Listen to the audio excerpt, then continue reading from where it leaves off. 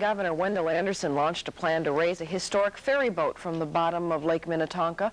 Despite a wide search of the lake, the wreck could not be found, but now it has been located and plans are afoot to raise it. More from Jason Davis. Early this morning, a salvage barge was anchored over what showed up on sonar as a large hill on the flat bottom of Lake Minnetonka. Divers soon established that a wreck lay beneath. In 1926, old ferries called streetcar boats had reached the end of their useful life. They had familiar names like Como, Minnehaha, and Hopkins, but no further value. So they were taken out into deep water and sunk. With holes hacked in their sides and loads of pottery tile as ballast, they didn't drift for long before they headed for the bottom. A consortium of interested people, led by the Jerry Provost International Diving Company, are donating time, equipment and effort to raise the ship. It's not easy. Diver Victor Cazada had been 60 feet down connecting airbags to the wreck for nearly an hour when we spoke to him. He says it's cold and dark work. It's mostly done by braille. You feel everything around. You don't have a lot of visibility at all. You might have 6 inches. It depends on how much you've stirred up on the bottom. When you're kicking around down there, you stir up the mud so that there's very little visibility. Otherwise, you have 3-4 feet. Until the wreck is raised later this week, no one knows exactly which boat it is.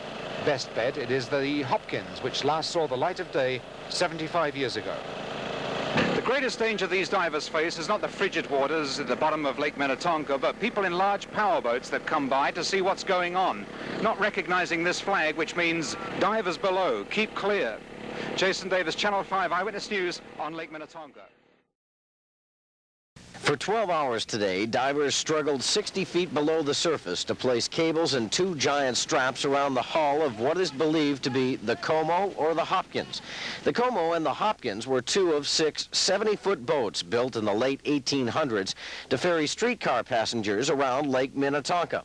The boats, along with the streetcars, eventually became obsolete and were purposely sunk in the middle of the lake. But now they are considered historical and worth recovering.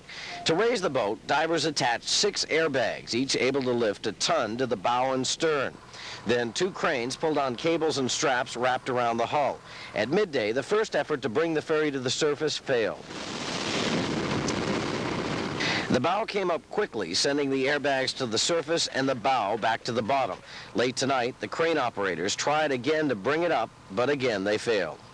Evidently that stern stuck in the bottom far enough and filled up with enough mud when we set her down earlier today that it's just, we'll have to clean her out. Try again tomorrow. Try again tomorrow. So another long day has ended in frustration, and tomorrow everybody will be back to raise a streetcar boat named Desire. Or is it Harriet or Como? Well, we'll find out tomorrow. Steve Sanger, Channel 5 Eyewitness News, Lake Minnetonka. The odd-looking flotilla on Lake Minnetonka grew even larger today. A 3rd crane was added in a last-ditch effort to yank the ferry from the lake's muddy bottom. And mud was a problem. Divers spent 8 hours down below today trying to clear away 7 feet of silt that covered the stern. Finally, about 6 o'clock tonight, the cranes were fired up and began tugging and pulling and straining with the weight of the 6-ton ferry that lay below. And slowly, very slowly, it began to move from its mud grave. I can tell he's losing ground. He's actually just holding his own. Just a little more. A little more. A little more power. As the crane strained for every foot, word among the crew and the divers spread. She was out of the mud. Right now, I'm sure he's got it. I think he's got the boat. Out of the mud, but not out of the woods. The boat wouldn't be safe until it was raised in shallow water.